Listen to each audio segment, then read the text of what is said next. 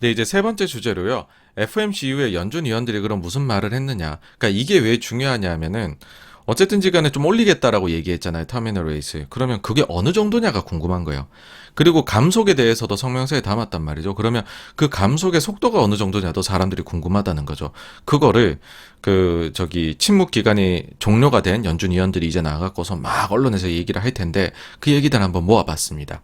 일단은 처음 이제 반응이 나온 게 금요일이고 금요일 날에 네 명이 얘기를 했어요. 두 사람은 전 혹은 중에 했고 두 사람은 끝나고 있죠. 일단 이제 빨리한 순서대로입니다. 빨리한 순서대로 해서 보게 되면은 첫 번째로는 수잔 콜린스입니다.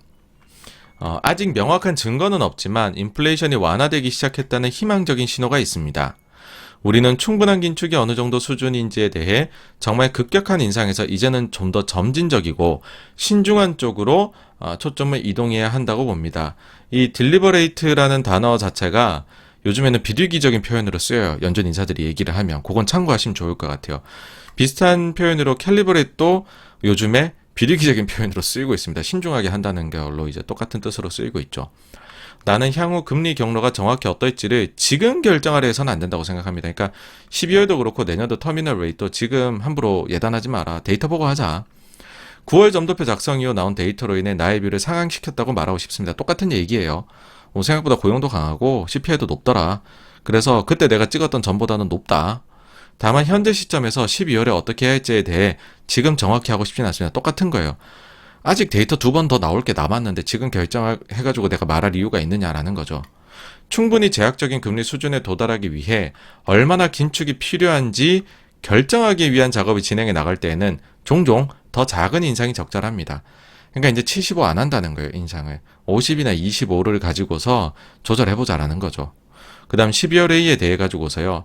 75bp 인상과 25bp 인상을 포함한 모든 옵션을 고려하고 있습니다. 그러니까 데이터 보고서 또 하겠다라는 거고 데이터가 너무 인플레가 높게 나오면 75도 할 수 있다. 근데 반면에 CPI가 낮게 나오면 25도 할 수 있다. 그 얘기를 한 거예요. 미국 달러는 우리가 예상했던 것보다 내 생각에 더 강세가 되었습니다. 미국 달러가 하여튼 뭐 생각보단 강하다. 연준 위원도 얘기하는 거고. 과거에는 50bp 인상도요. 큰 인상으로 여겨졌습니다. 그러니까 자꾸 너무 크게 하라고 말하지 말라는 거예요. 뭐 속마음은 25도 하고 싶다는 걸로 전 읽혔어요. 긴축을 더 해 나갈수록 과도한 긴축의 위험이 증가합니다. 이게 투사이드 리스크. 브레이나드도 얘기를 한 거고. 경제를 너무 위축시킬 위험과 인플레를 너무 오래 지속시킬 위험의 균형을 맞추는 것이 점점 더 중요해지고 있습니다. 그러니까 이게 계속 반복입니다. 양방향 위험. 이 표현도 굉장히 많이 쓸 거예요, 앞으로. 10월 고용 보고서에서 신호를 추출하기 이게 되게 독특했던 게 왜 요양반들의 말이 좀 비둘기적으로 읽혔냐면 사실 앞에 것도 콜린스가 이날은 비둘기 완전히 이끌었어요. 그러니까 발언 앞에 것도 비둘기적인데 이게 특히나 그런 느낌을 줬죠. 10월 고용 보고서를 보고 나서 지금 브루킹스 줌으로 한 거거든요. 뭐라고 얘기했냐면 10월 고용 보고서에서 특별한 신호를 추출하기는 어려웠습니다. 고용 상황과 경제 상황이 정확히 일치하지 않을 수도 있습니다. 일반적으로 고용 지표는 후행 지표입니다. 그러니까 고용이 강하지만 그게 본인들이 긴축의 속도를 내려가는 데에는 영향을 안 줄 수도 있다는 얘기도 혹은 덜 중요해질 수도 있다고 얘기를 하는 거예요. 고용은 후행이니까. 노동시장의 수요 감소에도 불구하고 기업들이 빈 일자리를 채울 필요가 있기 때문에 계속해서 지금 고용하고 경제 상황이 다른 신호를 보내고 있다. 고용은 강한데 경제는 약하다. 이렇다라는 이야기를 한 겁니다. 그러니까 고용이 이번에 좀 어쨌든 헤드라인만 봐선 강했거든요. 근데 난 그걸로 강한지 모르겠던데? 그리고 우리 그거 그렇게 보고 해야 되나? 이런 얘기가 나온 거죠. 다음으로 비슷한 시간대에 토마스 바킨이 얘기를 했어요. 10월 고용보고서에 대해 역시나 얘기합니다.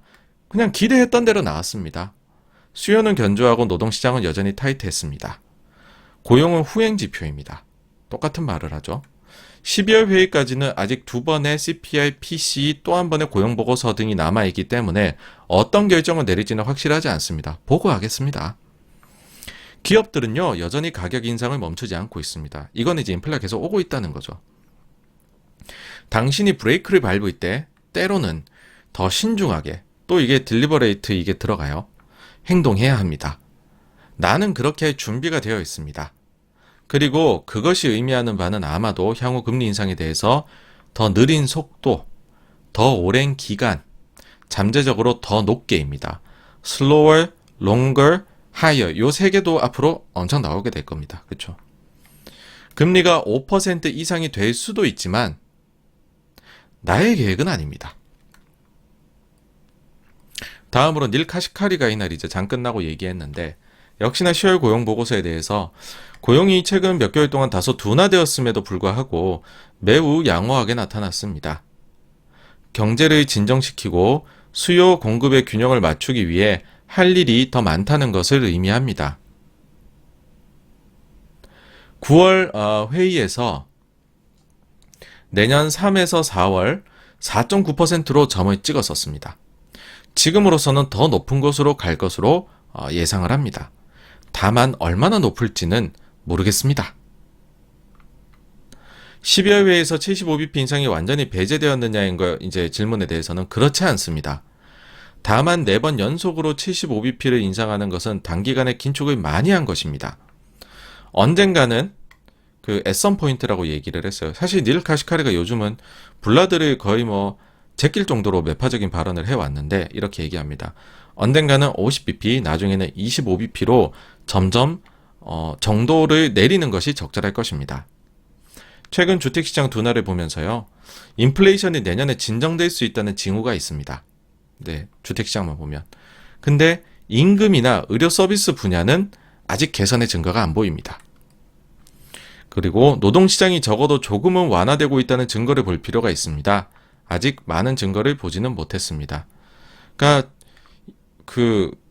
거의 요즘에 최강 매파였다라는 점을 감안을 하면은 50, 25를 입에 올렸다라는 거.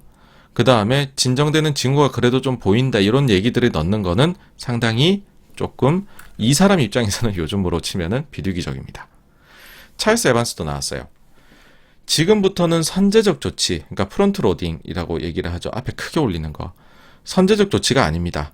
적절한 제한적 수준을 찾는 과정입니다.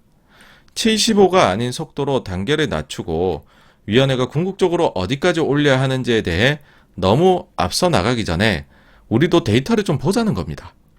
최종 금리 수준을 9월에 예상한 4.6보다 약간 더 높이 인상할 필요가 있을 것으로 예상합니다. 저는 이거 25라고 봐요. 만약 인플레가 우리가 원하는 만큼 좋지 않다면 50씩 4회 회의에서 금리를 인상할 수 있습니다. 요 얘기가 좀 화제가 됐었어요.